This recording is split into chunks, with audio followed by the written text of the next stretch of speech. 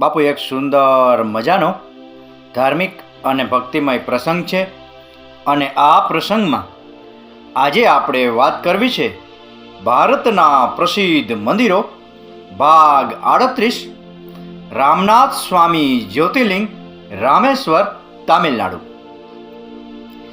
એક એવું જ્યોતિર્લિંગ જ્યાં ભગવાન શ્રીરામે પૂજા કરી હતી અને જેનું નામ આપણા પ્રિય ભગવાન શ્રીરામના નામ પરથી રાખવામાં આવ્યું છે। આ તીર્થસ્થાન હિન્દુઓના 4 ધામોમાંનું એક છે। આ ઉપરાંત અહીં સ્થાપિત શિવલિંગને 12 જ્યોતિર્લિંગોમાંનું એક માનવામાં આવે છે।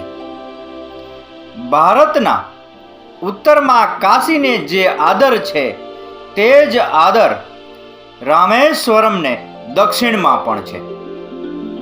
રામેશ્વરમ મંદિર તામિલનાડુ રાજ્યના રામનાથપુરમ જિલ્લામાં આવેલું છે।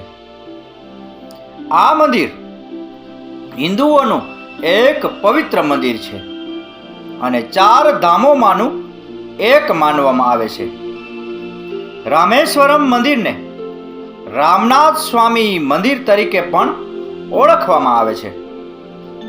રામેશ્વરમ એ શંખ આકારનો ટાપુ છે જે હિન્દ મહાસાગર અને બંગાળની ખાડીથી ઘેરાયેલો છે।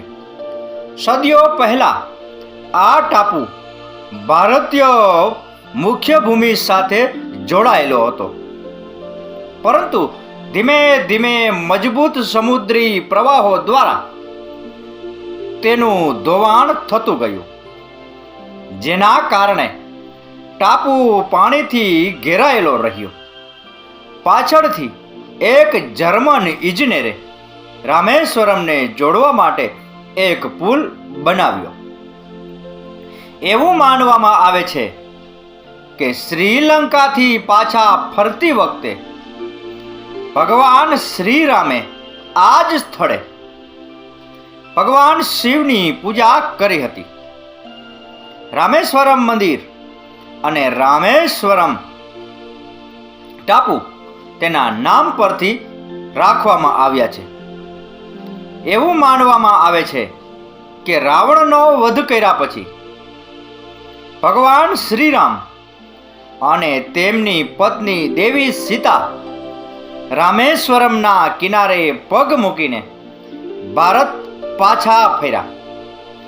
બ્રાહ્મણની હત્યાના પાપનું પ્રાયશ્ચિત કરવા માટે ભગવાન શ્રીરામ ભગવાન શિવની પૂજા કરવા માંગતા હતા। ટાપુ પર કોઈ મંદિર ન હોવાથી ભગવાન હનુમાને ભગવાન શિવની મૂર્તિ લાવવા માટે કૈલાસ પર્વત મોકલવામાં આવ્યા હતા। જ્યારે હનુમાન સમયસર શિવલિંગ લઈને ન પહોંચ્યા ત્યારે દેવી સીતાએ મુઠ્ઠી પર સમુદ્રની રેતીમાંથી શિવલિંગ બનાવ્યું અને ભગવાન શ્રીરામે તેની પૂજા કરી। બાદમાં હનુમાન દ્વારા લાવેલ શિવલિંગ પણ ત્યાં સ્થાપિત કરવામાં આવ્યું। ત્યારબાદ 15મી સદીમાં રાજા ઉદયાન સેતુપતિ અને નાગોરના એક વૈશ્ય 1450માં તેનું 78 ફૂટ ઊંચું ગોપુરમ બનાવ્યું। 16મી સદીમાં તિરુમલાઈ સેતુપતિએ મંદિરની દક્ષિણ બાજુએ બીજી દિવાલ બનાવી। મંદિરના પ્રવેશ દ્વાર પર તિરુમલાઈ અને તેમના પુત્રની મૂર્તિઓ સ્થાપિત છે। 16મી સદીમાં મદુરાઈના રાજા વિશ્વનાથ નાયકના ગૌણ રાજા ઉદયાન સેતુપતિ કટતેશ્વરે નંદી મંડપમ બનાવ્યું હતું। એવું માનવામાં આવે છે કે હાલનું રામેશ્વરમ મંદિર 17મી સદીમાં બનાવવામાં આવ્યું હતું। નિષ્ણાતોના મતે રાજા કિજહાવન સેતુપતિ અથવા રઘુનાથ કિલ્વને આ મંદિરનું નિર્માણ કામ સોંપ્યું હતું। સેતુપતિ રાજ્યના જફના રાજાએ મંદિરના નિર્માણમાં મહત્વપૂર્ણ ભૂમિકા ભજવી હતી. રામેશ્વરમ મંદિરનું પ્રવેશ દ્વાર 40 ફૂટ ઊંચું છે, જે ભારતીય સ્થાપત્ય કલાનું એક આકર્ષક ઉદાહરણ છે. મંદિરમાં સેંકડો વિશાળ સ્તંભો છે, જે દરેક જટિલ કોતરણીથી શણગારેલા છે. આ મંદિર દ્રવિડ સ્થાપત્ય શૈલીમાં બનેલ છે. મુખ્ય દેવતા રામનાથ સ્વામી અથવા શિવલિંગમ ના રૂપમાં છે. મંદિરના ગર્ભગૃહમાં 2 લિંગ છે. એક સીતા દ્વારા રેતીમાંથી બનાવવામાં આવ્યું હતું અને તેને મુખ્ય દેવતા રામલિંગમ માનવામાં આવે છે. બીજું હનુમાન દ્વારા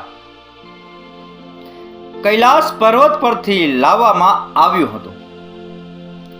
તેને વિશ્વલિંગમ તરીકે ઓળખવામાં આવે છે. ભગવાન શ્રીરામના આદેશ મુજબ વિશ્વલિંગમ હજુ પણ પ્રથમ પૂજા કરવામાં આવે છે. બાપુ, ક્યારેય તામિલનાડુ બાજુ જવાનું થાય અને જો સમય હોય તો રામેશ્વરમ મહાદેવ જ્યોતિર્લિંગના દર્શન કરી જીવનને ધન્ય કરજો. તો બાપુ, આ હતો ભારતના પ્રસિદ્ધ મંદિરો ભાગ 38 રામનાથ સ્વામી જ્યોતિર્લિંગ રામેશ્વર તામિલનાડુ વિશેનો પ્રસંગ. આ કથા, આ વાર્તા પૂરેપૂરી સાંભળી એ બદલ આપનો ખૂબ ખૂબ આભાર. આપનો દિવસ શુભ રહે. મહાદેવ હર.